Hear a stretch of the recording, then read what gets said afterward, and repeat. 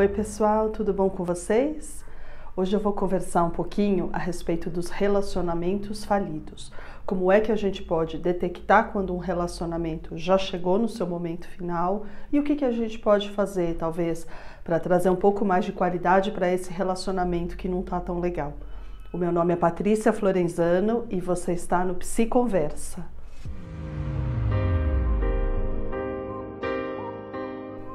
Falar de relacionamento falido é a gente voltar um pouquinho no tempo, né, e iniciar ali o que a gente viveu no momento de conhecer o nosso companheiro, a nossa companheira, quais são os sonhos que foram vividos, quais são os sonhos que foram frustrados, né? Eu acho que é importante fazer um mapeamento para você avaliar o que será que deu errado nessa relação, o que será que faltou nessa relação, ou o que será que teve em excesso, né?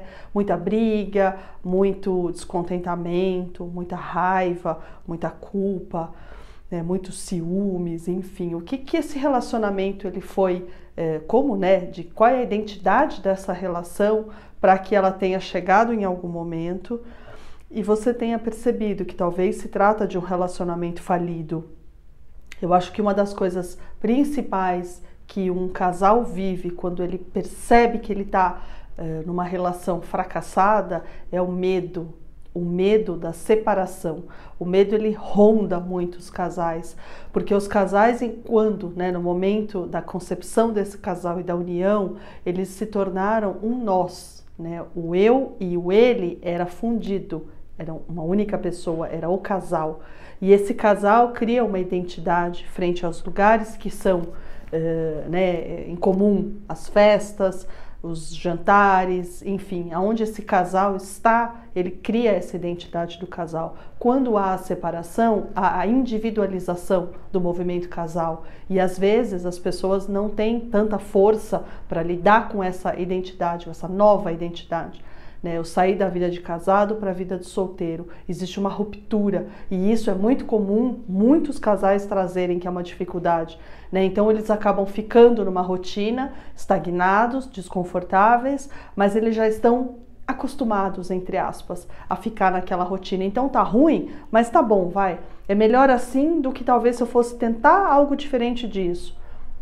E eles acabam muito mais se arrastando do que se transformando. Se a relação não está positiva, se nessa relação nós não temos comunicação, não temos empatia, não tem amizade, não tem carinho, não tem afeto, né, que são coisas muito positivas. É claro e óbvio que não adianta a gente esperar uma relação sempre muito positiva, porque ela não vai acontecer. Ela tem ali os obstáculos, tem as dificuldades, tem os buracos e o importante é a gente aprender a superar todas essas fases. Isso nos torna mais fortes emocionalmente para lidar com o companheiro ou com a companheira. Mas quando isso não acontece, né, e um acaba entrando dentro de discussões, de brigas e coloca isso que foi o outro, a culpa é sua, a culpa é não sei o quê, porque você é isso, porque você é aquilo, de verdade não traz uma maturidade individual para ninguém, muito pelo contrário, né, acaba sendo um coletivo muito detonado aí, onde um aponta o dedo para o outro e culpa o outro por conta das suas próprias insatisfações. Então isso é o que eu mais vejo numa relação falida. A recuperação dessa identidade de solteiro, ela é individual e ela pode levar até 3 anos. Isso depende muito de cada pessoa, como que essa pessoa se posiciona frente às suas conquistas, né, frente a entender que esse relacionamento vai ter que ter uma ruptura, porque ela não está trazendo nada para a vida dela de positivo, né? Então ela pode levar até 3 anos para se reestabelecer, para se sentir apta para poder partir para um novo relacionamento. Tem pessoas que conseguem isso num tempo mais curto, dependendo daquilo que elas fazem, né? E nesse processo é muito importante a psicologia e a terapia. Ela vai ajudar o indivíduo a se enxergar e a se reconhecer frente a todas as situações que foram vividas, né? Aos buracos que foram deixados e que não foram preenchidos. Numa relação, a gente vai se detonando e não vai percebendo. Quando você chega lá no teu limite final, você está esvaziado, está se sentindo carente, abandonado. E aí é importante você tentar precisar olhar e entender onde foi que eu errei, o que que eu deixei, o que que eu fiz aí da minha vida, quais foram as minhas escolhas, porque eu tenho que trazer a responsabilidade para mim, senão eu não mudo, não adianta eu levar essa responsabilidade para o outro. Né? E quando esse casal tem filhos, aumenta ainda mais a dificuldade de se separar, empurra mais para frente esse momento da separação e vai adiando lá talvez para uma terceira idade.